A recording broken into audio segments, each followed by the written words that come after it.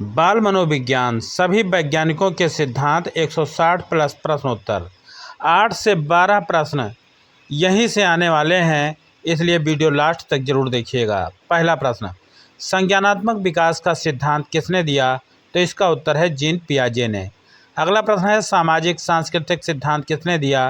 तो ये दिया लेव वाइगोत्स्की ने। अगला प्रश्न है, मनोविश्लेषण सिद्धांत किसने दिया? तो ये दिया सिगमंड फ्रायड ने। अगला प्रश्न है, मनोसामाजिक विकास सिद्धांत किसने दिया? तो ये दिया एरिक एरिक्सन ने। अगला प्रश्न है, नैतिक विकास सिद्धांत किसने दिया? तो ये दिया लॉरेंस कोहलबर्ग ने। अगला प्रश्न है, शास्त्रीय अनुबंधन सिद्धांत किसने दिया? तो ये दिया इवान पावलोव ने। अगला प्रश्न है, प्रचालन अनुबंधन सिद्धांत किसने दिया? तो ये दिया बीएफ स्किनर ने। अगला प्रश्न है, प्रयास एवं भूल सिद्धांत किसने दिया? तो ये दिया एडवर्ड थॉर्नडाइक ने। अगला प्रश्न है, अंतर्दृष्टि अधिगम सिद्धांत किसने दिया? तो ये दिया वोल्फगैंग कोहलर ने। अगला प्रश्न है, सामाजिक अधिगम सिद्धांत किसने दिया? तो ये दिया था अल्बर्ट बंडूरा ने। अगला प्रश्न है, आवश्यकताओं का पदानुक्रम सिद्धांत किसने दिया? तो ये दिया अब्राहम मास्लो ने। अगला प्रश्न है, खोज आधारित अधिगम सिद्धांत किसने दिया?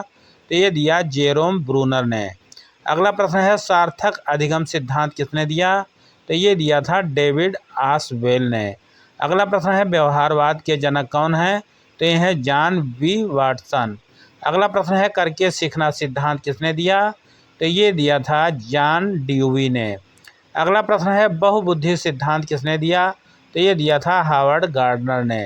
अगला प्रश्न है, जीन पियाजे का सिद्धांत किससे संबंधित है? तो ये संबंधित है मानसिक विकास से।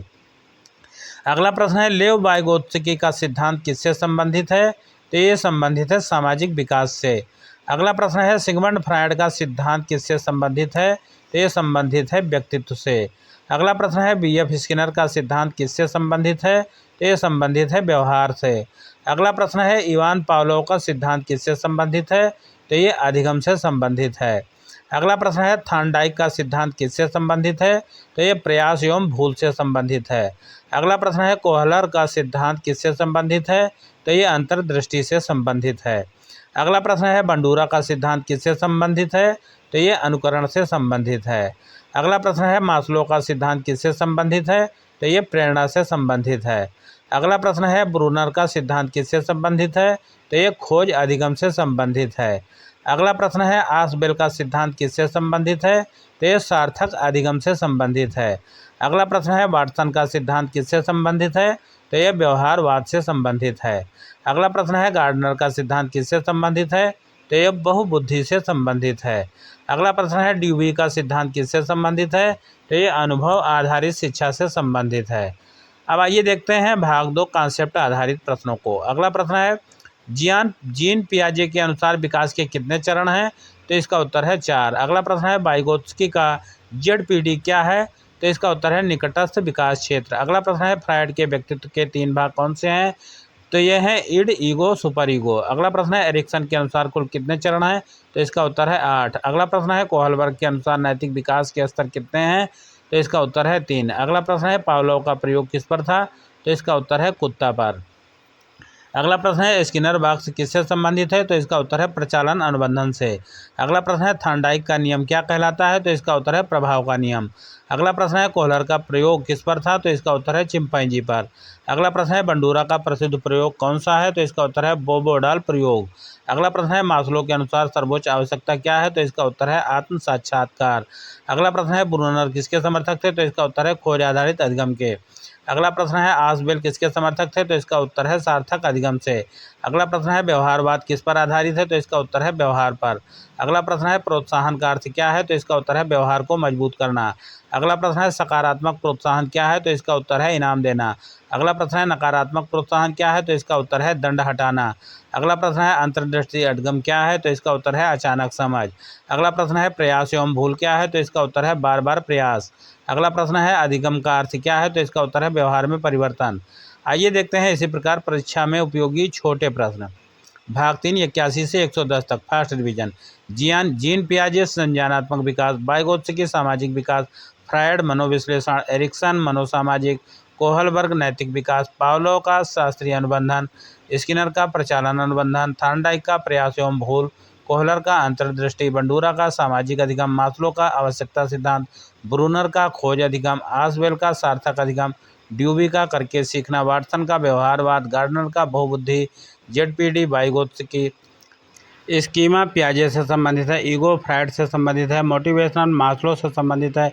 अगला प्रश्न है जीन पियाजे के अनुसार संवेदी प्रेरक अवस्था किस उम्र में होती है? तो इसका उत्तर है 0 से 2 वर्ष। अगला प्रश्न है पियाजे के अनुसार पूर्व संक्रियात्मक अवस्था किस उम्र में होती है? तो इसका उत्तर है 2 से 7 वर्ष में। अगला प्रश्न है पियाजे के अनुसार बच्चा तार्किक सोच कब विकसित करता है? तो इसका उत्तर है ठोस संक्रियात्मक अवस्था 7 से 11 वर्ष में। अगला प्रश्न है वाइगोत्स्की के अनुसार सीखने में भाषा का क्या महत्व है? तो इसका उत्तर है मुख्य साधन। अगला प्रश्न है वाइगोत्स्की के अनुसार निजी भाषण प्राइवेट स्पीच क्या है? तो इसका उत्तर है स्वयं से बात करना। अगला प्रश्न है फ्रायड के अनुसार व्यक्तित्व का विकास किस पर आधारित है? तो इसका उत्तर है यौन ऊर्जा लिबिडो। अगला प्रश्न है एरिक्सन के अनुसार आइडेंटिटी क्राइसिस किस अवस्था में होता है? तो इसका उत्तर है किशोरावस्था में। अगला प्रश्न है कोहलबर्ग के अनुसार नैतिकता का उच्चतम स्तर क्या है? तो इसका उत्तर है उत्तर परंपरागत स्तर। अगला प्रश्न है स्किनर के अनुसार सीखने का मुख्य आधार क्या है? तो इसका उत्तर है प्रोत्साहन। अगला प्रश्न है पावलोव के प्रयोग में घंटी क्या थी? तो इसका उत्तर है शर्तबद्ध उद्दीपन। अगला प्रश्न है थॉर्नडाइक का लॉ ऑफ रेडीनेस क्या बताता है? तो इसका उत्तर है सीखने की तैयारी जरूरी है। अगला प्रश्न है कोहलबर्ग के अनुसार सीखना कैसे होता है? तो इसका उत्तर है अचानक समझ से। अगला प्रश्न है बंडूरा के अनुसार सीखना कैसे होता है? तो इसका उत्तर है अनुकरण से। अगला प्रश्न है मास्लो के अनुसार सबसे पहले कौन सी आवश्यकता पूरी होती है? तो इसका उत्तर है शारीरिक आवश्यकता। अगला प्रश्न है ब्रूनर के अनुसार अधिगम में कितने प्रकार हैं? इसका उत्तर है 3, इनएक्टिव, आइकॉनिक, सैम्बलिक। अगला प्रश्न है आसवेल के अनुसार अधिगम का सबसे अच्छा तरीका क्या है? तो इसका उत्तर है पूर्व ज्ञान से जोड़ना। अगला प्रश्न है वाटसन का सिद्धांत किस पर आधारित है? तो इसका उत्तर है उद्दीपन प्रतिक्रिया। अगला प्रश्न है गार्डनर के अनुसार संगीत बुद्धि क्या है? तो इसका उत्तर है संगीत की समझ। अगला प्रश्न है स्किनर के अनुसार दंड का क्या प्रभाव होता है? तो इसका उत्तर है अस्थायी नियंत्रण। अगला प्रश्न है पावलोव का सिद्धांत किस प्रकार का अधिगम है? तो इसका उत्तर है शास्त्रीय अनुबंधन। अगला प्रश्न है पियाजे के अनुसार स्कीमा क्या है? तो इसका उत्तर है मानसिक संरचना। अगला प्रश्न है वाइगोत्स्की के अनुसार शिक्षक की भूमिका क्या है? तो इसका उत्तर है मार्गदर्शक की। अगला प्रश्न है फ्रायड के अनुसार ईगो क्या करता है? तो इसका उत्तर है संतुलन बनाता है। अगला प्रश्न है एरिक्सन के अनुसार ट्रस्ट वर्सेज मिसट्रस्ट किस अवस्था में है? तो इसका उत्तर है शैशवावस्था में। अगला प्रश्न है कोहलबर्ग के अनुसार नैतिकता का पहला स्तर क्या है? तो इसका उत्तर है पूर्व परंपरागत। अगला प्रश्न है स्किनर के अनुसार सकारात्मक प्रोत्साहन क्या है? तो इसका उत्तर है इनाम देना। अगला प्रश्न है थॉर्नडाइक का लॉ ऑफ इफेक्ट क्या बताता है? तो इसका उत्तर है सुखद परिणाम से सीख बढ़ती है। अगला प्रश्न है कोहलर का प्रयोग किस पशु पर था? तो इसका उत्तर है चिंपैंजी पर। अगला प्रश्न है बंडूरा का बोबोडॉल एक्सपेरिमेंट किससे संबंधित है? तो इसका उत्तर है अनुकरण से। अगला प्रश्न है मास्लो के अनुसार सेल्फ स्टीम क्या है? तो इसका उत्तर है आत्मसम्मान। अगला प्रश्न है ब्रूनर के अनुसार सीखने में क्या जरूरी है? तो इसका उत्तर है खोज। अगला प्रश्न है आसवेल के अनुसार अधिगम का प्रकार क्या है? तो इसका उत्तर है सार्थक। अगला प्रश्न है वाटसन के अनुसार सीखना किस पर निर्भर है? तो इसका उत्तर है वातावरण पर। अगला प्रश्न है गार्डनर के अनुसार कितनी बुद्धियां हैं? तो इसका उत्तर है 8 या अधिक। अगला प्रश्न है पियाजे के अनुसार बच्चा कैसे सीखता है? तो इसका उत्तर है स्वयं अनुभव से। अगला प्रश्न है वाइगोत्स्की के अनुसार सीखने का आधार क्या है? तो इसका उत्तर है सामाजिक संपर्क। अगला प्रश्न है फ्रायड के अनुसार सुपर ईगो क्या है? तो इसका उत्तर है नैतिक भाग।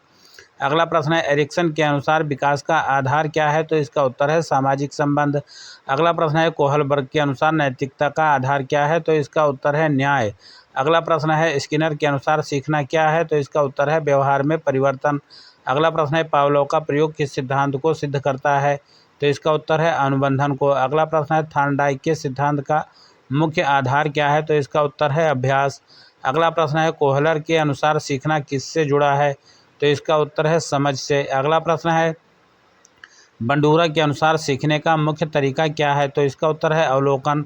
अगला प्रश्न है मास्लो के अनुसार प्रेरणा का स्रोत क्या है? तो इसका उत्तर है आवश्यकता। अगला प्रश्न है ब्रूनर के अनुसार अधिगम कैसा होना चाहिए? तो इसका उत्तर है सक्रिय। अगला प्रश्न है आसबेल के अनुसार नया ज्ञान किससे जुड़ता है?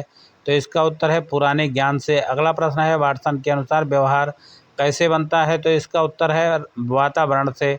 अगला प्रश्न है गार्डनर के अनुसार हर बच्चा कैसा होता है? तो इसका उत्तर है अलग अलग बुद्धि वाला। अगला प्रश्न है टीईटी में सबसे महत्वपूर्ण टॉपिक क्या है? तो इसका उत्तर है बाल मनोविज्ञान CDP। वीडियो आपको कैसा लगा कमेंट करके ज़रूर बताइएगा। वीडियो अगर अच्छा लगा हो तो लाइक और शेयर ज़रूर कीजिएगा। मिलते हैं फिर किसी वीडियो में।